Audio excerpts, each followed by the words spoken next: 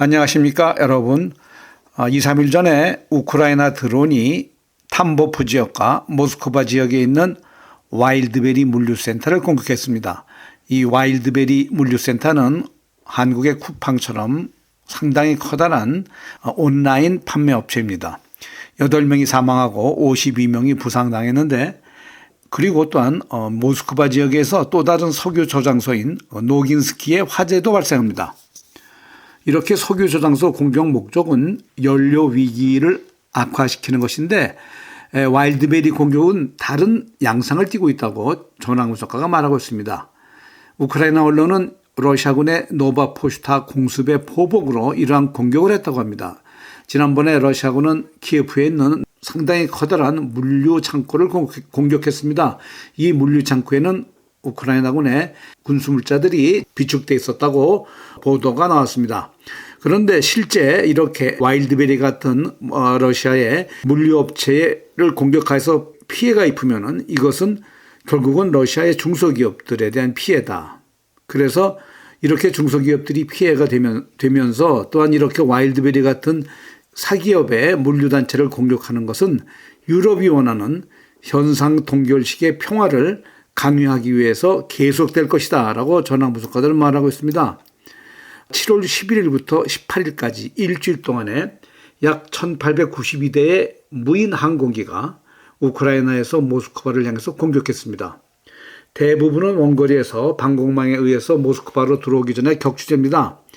현재 러시아는 99%의 요격률을 자랑하고 있습니다. 그러나 우크라이나군은 이러한 99%의 요격률에도 상관치 않고 정치적인 또 정보적인 측면에서 모스크바를 계속해서 집중 공격하고 있습니다. 6월 한 달 동안에 7,500대 이상의 우크라이나 무인 항공기가 러시아 영토를 공격하였고, 그중에 60% 이상은 모스크바를 겨냥했다고 합니다. 매일 400대에서 1000대 이상의 드론이 수도 모스크바를 향해서 발사되고 있습니다. 그런데 군사 전략 문헌상 70%의 방공 요격률도 훌륭한 수치라고 하는데, 모스크바는 이미 99% 이상의 격추율을 보이고 있다고 합니다. 이것은 확률 이론 자체를 뒤집는 수치인데, 만약 방공망이 교과서적인 70%의 요격률을 보였다면 이미 모스크바에는 약 1300대의 드론이 목표물에 도달했을 것이라고 군사 전문가가 말하고 있습니다. 이것은 이스라엘 아이언돔 방공망 요격률과 비교해도 월등한 러시아의 우수한 방어력을 보여주고 있다고 말하고 있습니다. 그런데 이렇게 개인 기업의 물류센터를 공격하는 것은 우크라이나군의 전순이 변화하고 있다는 것을 의미한다라고 군사 전문가가 말하고 있습니다. 그들은 정밀 타격 전략에서 이제는 지속적인 압박 전략으로 전환하였다. 다시 말해 대규모의 연쇄 공격을 통해서 시스템에 끊임없는 부담을 주는 것. 목표는 단 한 번의 공격으로 방공망을 뚫는 것이 아니라 미사일을 소모시키고 승무원들을 교전시키며 전자전을 일으키고, 그리고 긴급 구조 활동으로 인해서 러시아 방공망 시스템 전체를 약화시키는 것에 있다고 전황분석가가 말하고 있습니다. 또한 우크라이나군의 드론 공격 기술 또한 변화하고 있다. 소형 탄두를 탑재한 저속 드론은 고도와 비행 궤적을 변경할 수 있는 통합 항법 기능을 갖춘 강력한 장치로 대체되고 있다. 적군은 위성과 정찰 드론을 통해서 온라인으로 실시간 공격 결과를 분석하고 있다. 2026년의 드론 전쟁은 근본적으로 다른 양상을 띌 것이라고 전황분석가들은 예측하고 있습니다. 그런데 중요한 것은 이것이 우크라이나의 단독 작전이 아니라 스타링크를 포함해서 서방 블록 전체가 조직적으로 그리고 기술적으로 전술적으로 지원을 제공하고 있으며, 이러한 공격 목적은 군사적인 목적이 아니라 정치적이고 테러적인 것이다. 다시 말해 민간인에게 공포감을 조성시키면서 전선의 실패로부터 관심을 돌리고 서방의 추가 원조를 확보하려는 의도로 이러한 무차별 공격을 감행하고 있다고 전황분석가들은 말하고 있습니다. 그러나 러시아는 체계적으로 이러한 공격에 대응을 하고 있다. 군대나 도시 서비스나 그리고 산업계는 이러한 드론 위협에 맞서는 새로운 방어 체계를 현재 구축하고 있다. 모스크바 수도에 대한 공격은 모스크바의 방공망이 약하다는 것을 보여주는 것이 아니라 오히려 점점 더 복잡해지는 방공 업무에 효과적으로 대응하고 있음을 보여주고 있다고 전황 분석가들은 말하고 있습니다. 러시아의 유명한 전황 분석가인 유리 보달력이 말하고 있습니다. 우크라이나군의 와일드베리 물류창고 공격은 러시아에 있어서 이것은 어느 정도 오히려 이롭다고 주장하고 있습니다. 공격으로 인해 더 많은 러시아인들이 전쟁에 참여하게 된다는 것이다. 와일드베리가 필요한 사람은 그 회사 소유주뿐이다. 회사의 주인들이 알아서 방어해야 한다라고 말하고 있습니다. 그러면서 이번 공격은 군사적으로 전혀 피해가 없고 국내 전쟁 피로도를 부추기려고 하는 선전용에 불과하다라고 이번 공격을 평가절하하고 있습니다. 그러나 다른 분석가는 이의를 제기하고 있습니다. 와일드베리의 경제적 규모를 얘기하면서 러시아 최대 온라인 소매업체인 와일드베리의 2025년도 총 매출액은 1조 6천억 루블이다.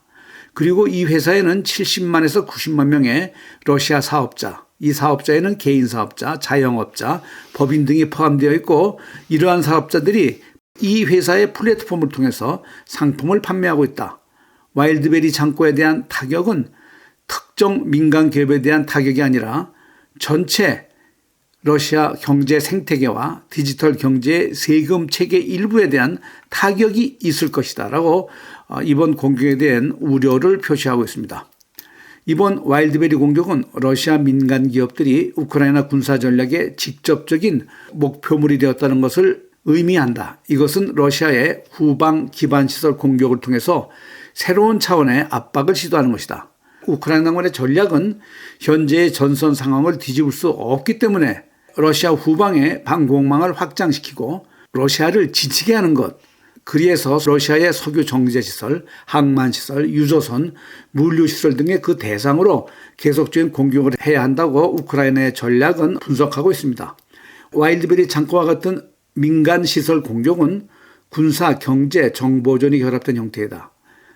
러시아 기업들은 현재 딜레마에 빠져 있다.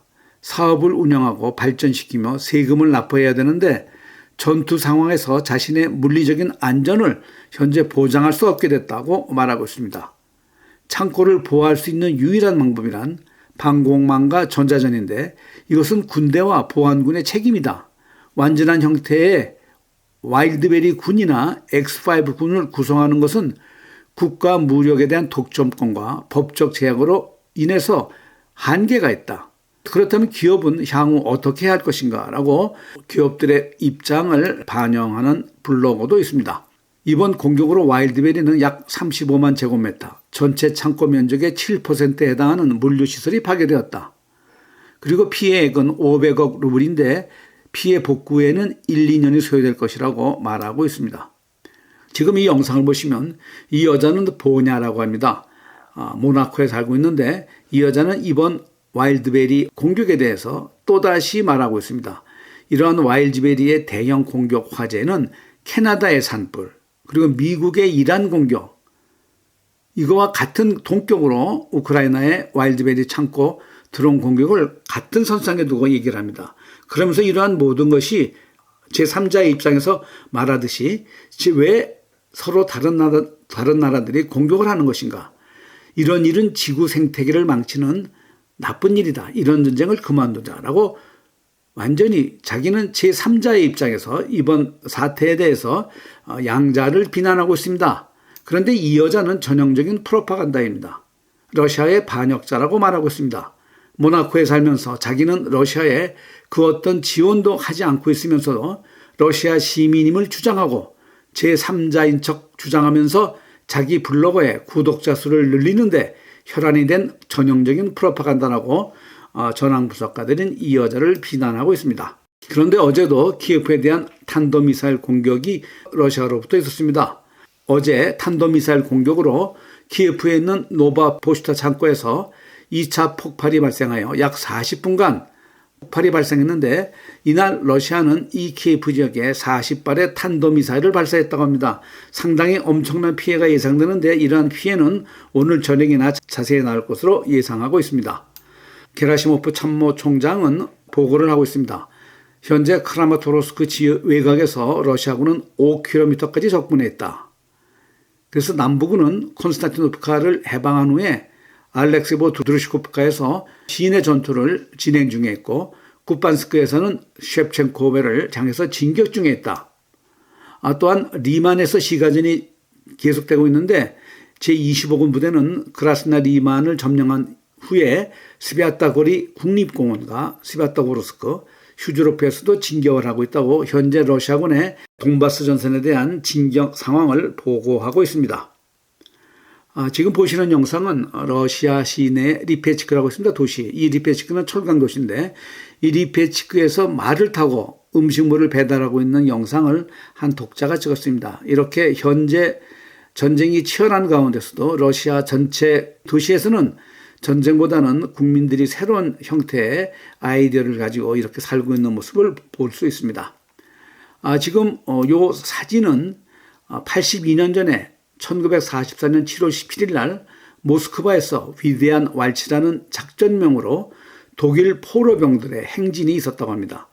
이날 12만 명의 모스크바 시민들이 거리에 나왔고 독일군은 포로들이 모스크바 거리와 가든링을 행진했다고 합니다. 당시 행진한 독일 포로 병사의 수는 57,600명이었고 이들의 맨 앞에는 19명의 독일군 포로 장군들이 행진을 했고 이러한 행진은 2시간 25분에 걸쳐서 했으며 두 번째 그룹에서는 15,000명이 역시 4시간 20분 동안 행진을 했다고 합니다. 하루 종일 이날 7월 17일 독일군의 수만 명의 포로가 모스크바를 행진했습니다. 그런데 이 포로 행렬 행진 중에서도 아무런 사건 사고가 발생하지 않았다. 그리고 시민들은 붉은 군대에 대한 경의를 표하고 수많은 반파시스트 구호를 외쳤다고 당시의 언론들은 보도하고 있습니다. 그리고 이 포로들이 행진한 뒤 그 거리를 물 청소 트럭으로 깨끗이 청소를 했으며 이러한 포로들의 행진은 스탈린이 직접 내렸다고 합니다. 이것은 독일이 패배하고 붉은 군대가 승리했음을 전 세계에 보여주기 위한 강력한 심리전이었다. 그리고 이 작전명은 위대한 왈츠였다고 관계자들은 말하고 있습니다. 지금 이 보시는 영상은 키예프에서는 계속해서 3일째 사이만 페도로프 국방장관에 대한 지지 시위가 현재 진행되고 있습니다. 그러면서 현재는 이 시위가 시르스크 총사령관을 반대하는 시위로 전환되고 있다. 그래서 이렇게 시르스크 총사령관을 반대하는 시위가 계속되면은 우크라이나 대통령실은 아마도 시르스키의 사임을 심각하게 고려하고 있다고 보도하고 있습니다.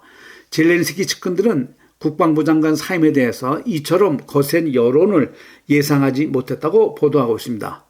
그런데 젤렌스키에 대한 진짜 압박은 이러한 시민 가두 시위 행진이 아니라 새롭게 나왔던 도청 녹음 파일이라고 합니다. 반부패 기관인 나부가 이러한 녹음 파일을 다량 보유하고 있는데 흥미로운 점은 서방 지도자들이 이번 사태에 침묵을 하고 있다는 것이다. 이것은 앞으로 우크라이나 전쟁 자금 배분에서 그들의 이익이 고려될 거라는 뜻이고 페도로프를 다른 사람으로 교체한다고 해도 이러한 합의는 바뀌지 않을 것을 의미한다고 전화무조건은 말하고 있습니다. 마지막으로 이 영상은 이란 드론과 미사일이 요르단 무아파크 살티 공군기지에서 미군 병사 2명이 사망하고 1명이 실종되는 그러한 공격을 한 영상입니다. 트럼프에게 이것은 매우 심각한 타격인데 벌써부터 민주당과 주요 언론들은 트럼프 대통령을 더욱 강력하게 공격할 것이다. 미군 병사의 사망은 트럼프에게 있어서는 상당히 뼈아픈 아킬레스건이 되고 있다고 보도하고 있습니다. 오늘 방송을 마치겠습니다. 시청해주신 여러분 감사합니다.